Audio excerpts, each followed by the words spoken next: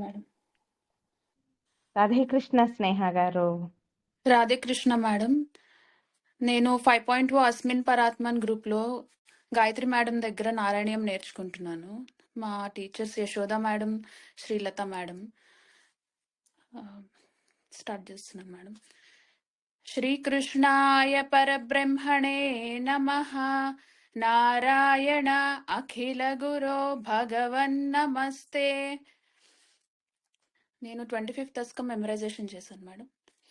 स्तम्भे घट्टयतो हिरण्यकशिपोः कर्णौ समाचूर्णयन् आघूर्णज्जगदण्डकुण्डकुहरो घोरस्तवा भूद्रवः श्रुत्वायं किल दैत्यराजहृदये पूर्वं कदाप्यश्रुतं कम्पः कश्चन सम्पपात चलितोऽप्यम्भोजभूर्विष्टरात् दैत्ये दिक्षु विसृष्टचक्षुषी महासंरम्भिणि स्तम्भतः सम्भूतं न मृगात्मकं न मनुजाकारं वपुस्ते विभो किं किं भीषणमेतदद्भुतमिति व्युद्भ्रान्तचित्ते सुरे विस्फुर्जद्धवलोग्ररोमविकसद्वर्ष्मा समाजृम्भथाः तप्तस्वर्णसवर्णघूर्णदतिरूक्षाक्षं सटाकेसरप्रोत्कम्पप्रनिकुम्बिताम्बरमहो जीयात्तवेदं वपुः व्याप्तव्याप्तमहादरी सखमुखं खड्गोग्रवल्गन्महाजिह्वा निर्गमदृश्यमानसुमहादंष्ट्रायुगोड्डामरम् उत्सर्पद्वलिभङ्गभीषणहनुं ह्रस्वस्थवीयस्तरग्रीवम् पीवरदोष्यतोद्गतनखक्रूरांशुदूरोल्बणम् व्योमोल्लङ्घि घनाघनोपमघनप्रध्वाननिर्दावितस्पर्धालुप्रकरम् नमामि भवतः तन्नारसिंहं वपुः नूनं विष्णुरयं निहन्म्यमुमिति भ्राम्यद्गदाभीषणम् दैत्येन्द्रं समुपाद्रवन्तमद्रुताः दोर्भ्यां पृथुभ्याममुम् वीरो निर्गलितोऽथ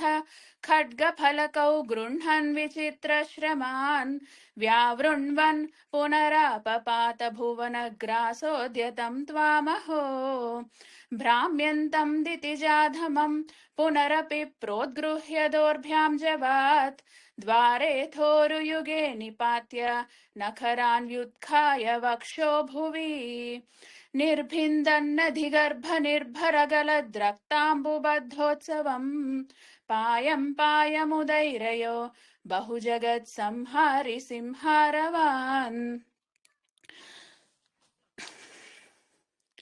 त्यक्त्वा तं हतमाशु रक्तलहरी सिक्तोन्नमद्वर्ष्मणि प्रत्युत्पत्य समस्तदैत्यपटलीं चाखाद्यमाने त्वयि भ्राम्यद्भूमिविकम्पिताम्बुधिकुलं व्यालोलशैलोत्करं प्रोत्सर्पत्खचरं चराचरमहो दुःस्थामवस्थां दधौ तावन्मांसवपाकरालवपुषं घोरान्त्रमालाधरं त्वां मध्ये सभमिद्धरोषमुषितं दुर्वारगुर्वारवम् अभ्येतुं न शशाक कोऽपि भुवने दूरे स्थिता भीरवः सर्वे शर्वविरिञ्च वासवमुखाः प्रत्येकमस्तोषता भूयोऽप्यक्षथरोषधाम्नि भवति ब्रह्माज्ञया बालके प्रह्लादे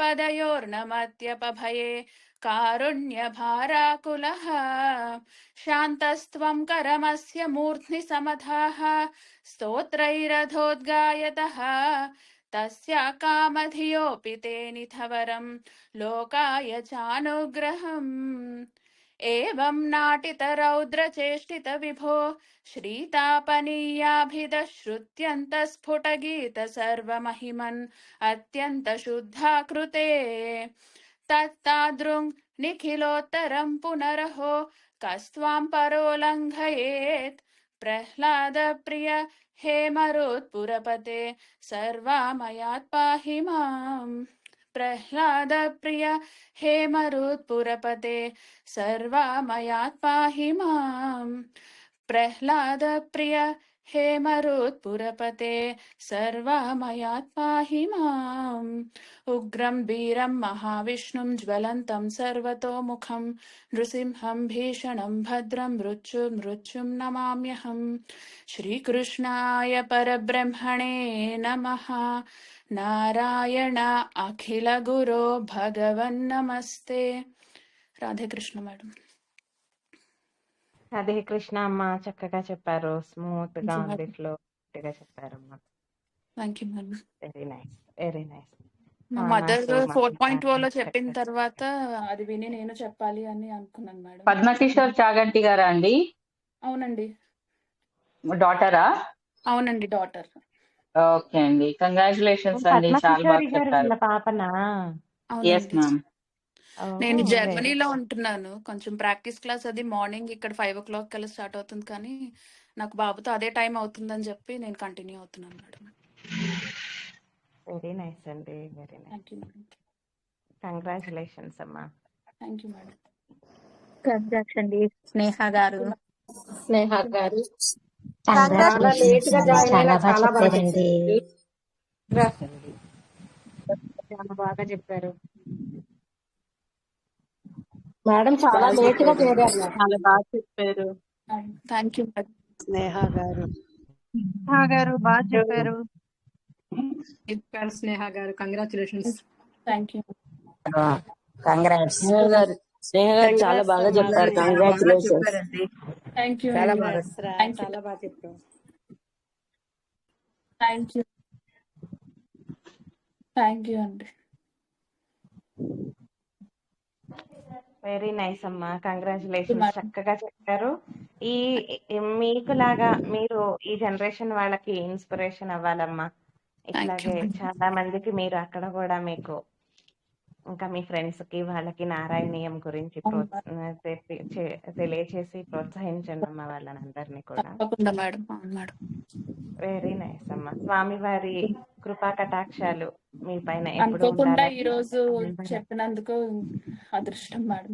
నరసింహ జయంతి రోజు చాలా చక్కగా. అవునండి, ఈ రోజు నరసింహస్వామి జయంతి. మీ అందరి మూలంగా మేము కూడా ఈ రోజు ఒకసారి మనస్ఫూర్తిగా మేము కూడా ప్రశాంతంగా చదువుకున్నాం మీ అందరితో పాటు. వెరీ నైస్ అమ్మా. మేడం అష్టైశ్వర్య ఆయురారోగ్య సకల ఏంటమ్మా? జర్మనీలో ఇస్కాన్ వాళ్ళది నరసింహస్వామి ఆలయం ఉందండి. పాప వెళ్ళే ఉంటది నాకు తెలిసి. ఆ ప్రహ్లాదుడు ఒళ్ళో కూర్చుని ఉంటాడు మేడం. అసలు చాలా బాగుంటుంది మేడం. ఫోటో మీకు పెడదామని చాలా సార్లు అనుకున్నాను మేడం. చాలా బాగుంటుందండి. సకల అష్టైశ్వర్య సిద్ధి ప్రాప్తిరస్తు అమ్మ. Very nice. Thank you madam. Thank you. Very nice. ఆయురారోగ్య అష్టైశ్వర్య ప్రాప్తిరస్తు. Thank you madam. Very nice అమ్మ, చక్కగా చెప్పారు. Thank you madam. చాలా సంతోషం అమ్మ. అందరు విష్ చేయండి అమ్మా.